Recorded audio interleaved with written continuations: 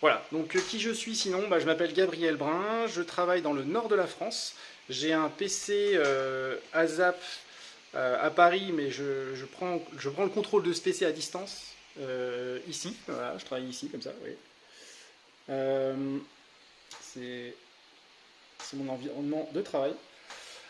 Et voilà, il faut savoir que moi avant j'étais pas développeur, j'ai commencé ma vie dans les achats industriels, mais j'ai toujours été passionné par l'informatique, les technologies en général et surtout l'informatique. Et j'ai appris pendant mes loisirs à programmer. Au début c'était avec le langage Python, et puis plus tard j'ai appris à faire des macros sur Excel, à programmer en Visual Basic Application.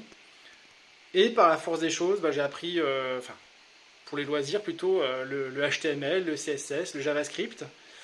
Et finalement, j'ai décidé de me reconvertir parce que je trouvais ça super intéressant. Et donc, et voilà, et j'ai pu par la suite travailler dans le web, dans différentes entreprises comme Capgemini, Altima.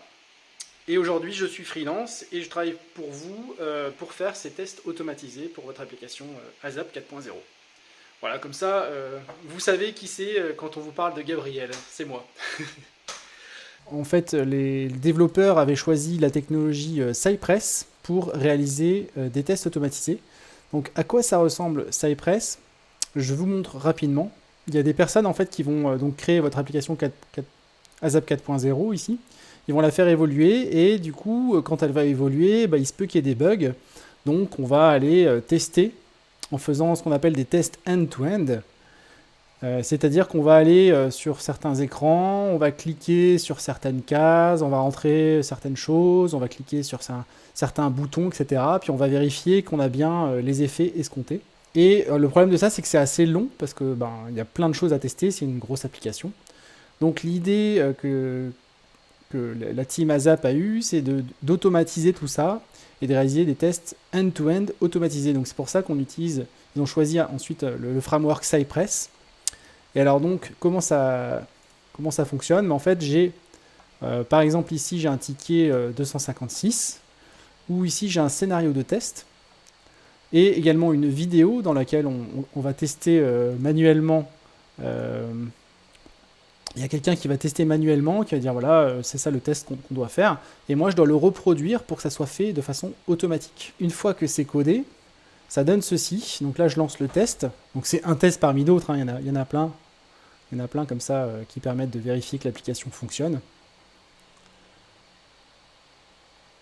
Alors ça va très très vite comme vous pouvez voir parce que là c'est plus un humain qui va taper les choses et cliquer sur les trucs, c'est un ordinateur. Donc vous voyez tous les tests à gauche sont validés. Bon, des fois ils plantent.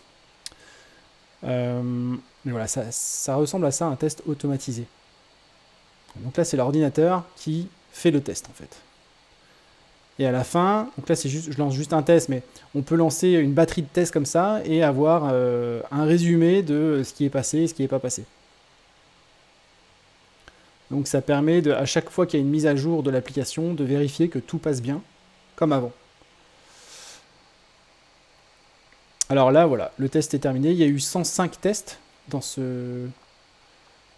J'ai envie de dire 105 sous-tests dans ce test end-to-end. Et pour le coder, ça ressemble à ça. C'est un fichier que je crée en TypeScript. Et c'est ça, en fait, qui va nous permettre de lancer, de transformer la vidéo, le test qu'on a fait à la main, en test automatisé. Et donc, mon travail, c'est de coder ces lignes pour faire fonctionner, pour créer ce test automatisé.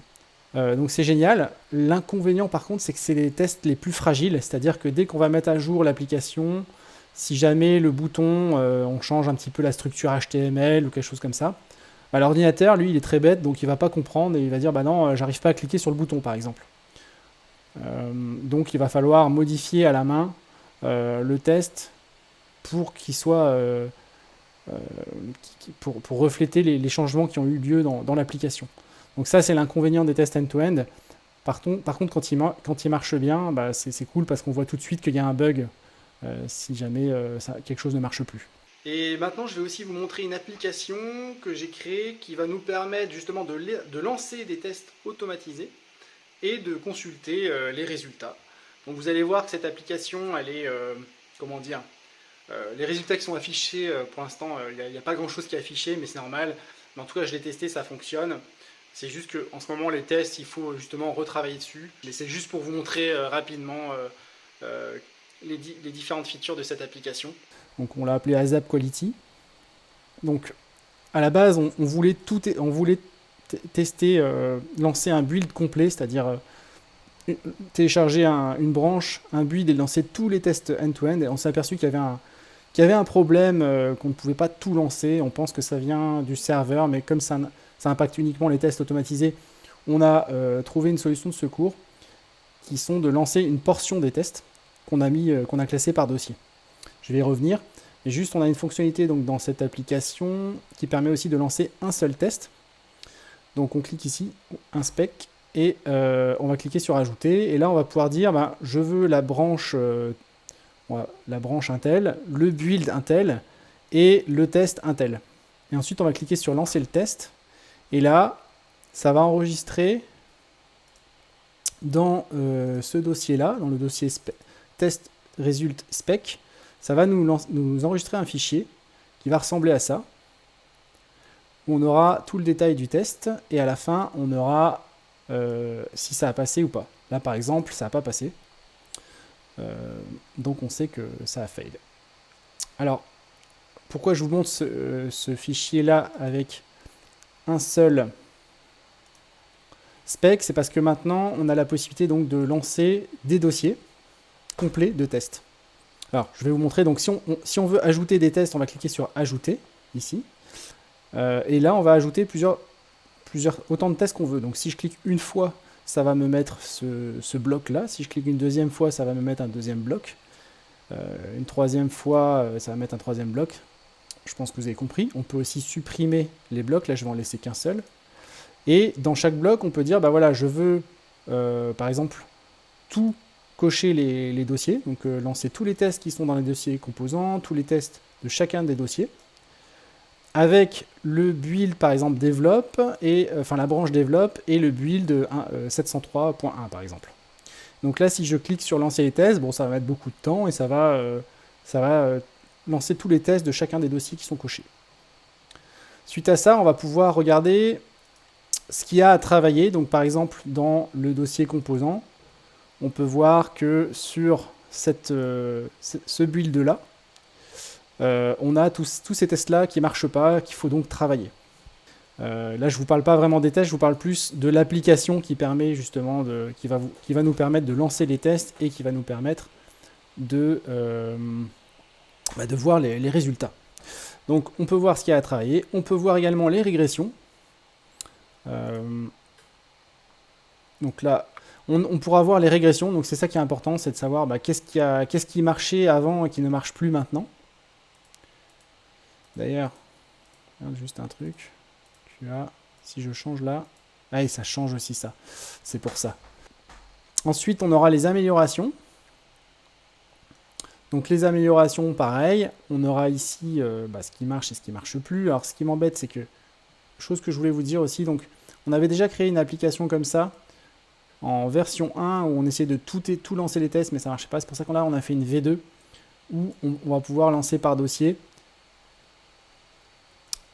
Et en fait, du coup, l'architecture derrière, c'est comme ça. C'est-à-dire que on a ici, on pourra avoir le résultat de tous les tests. Là, il n'y a rien pour l'instant. De tests spécifiques, comme ici. Et également de certains folders. Donc là, on a les folders justement concernés. Et dedans, on aura, par exemple... dans la Q1, on aura tous les tests qu'on aura lancés sur composants, sur la version, par exemple celle-ci, 630.2. Et on a les résultats qui sont là. Et on a aussi les logs qui vont nous permettre de voir s'il y a des problèmes, ainsi que les screenshots où il y a eu des problèmes sur les... Ça, c'est tous les tests des composants. Par exemple, là, on peut voir que ça a planté ici, probablement. Voilà. On voit ce qui s'est passé. Et on a aussi les vidéos. Donc je ne vais pas les lancer, mais voilà, on a aussi les vidéos qui s'enregistrent là-dedans. Pour en revenir donc aux fonctionnalités, donc on a également les améliorations, la durée des tests et la régression de durée. Donc bon, je ne vais pas passer trop de temps à vous expliquer ce que c'est. Ceux qui travaillent sur les tests savent de quoi on parle parce qu'il y avait déjà eu une version 1 avec ces fonctionnalités que j'ai repris dans la version 2. Là, le tableau ne s'affiche pas parce que je pense que c'est à cause du fait qu'on compare développe. Enfin, je sais que ça fonctionne parce que je l'ai testé avec la Q1, mais je ne sais plus quelle version. Et j'ai pu voir les tableaux s'afficher dans toutes ces fonctionnalités, donc ça fonctionne. C'est juste que là, on m'a surtout demandé d'expliquer ce que je faisais, donc voilà. Donc je pense que ça vous a donné une idée de ce que je fais. Et pour la petite info, cette application-là, donc ASAP Quality, elle est faite en React.js. Donc c'est la même technologie que vous utilisez pour l'application ASAP 4.0. Donc c'est pas mal parce que comme vous avez des développeurs qui connaissent React.js, ils pourront aussi facilement modifier cette application. C'est une application full stack, donc là on parle de React sur le navigateur, mais derrière il y a aussi un serveur. Et là pour le coup, j'utilise un serveur en Node.js, tout simplement parce que ça permet de coder encore une fois en JavaScript, TypeScript. Et comme ça, on a un seul langage pour le back-end et le front-end. Et je serai de retour du coup le 20 juillet. Donc je vous dis à la prochaine. Euh, Très bonne journée à tous et merci de m'avoir écouté. Au revoir.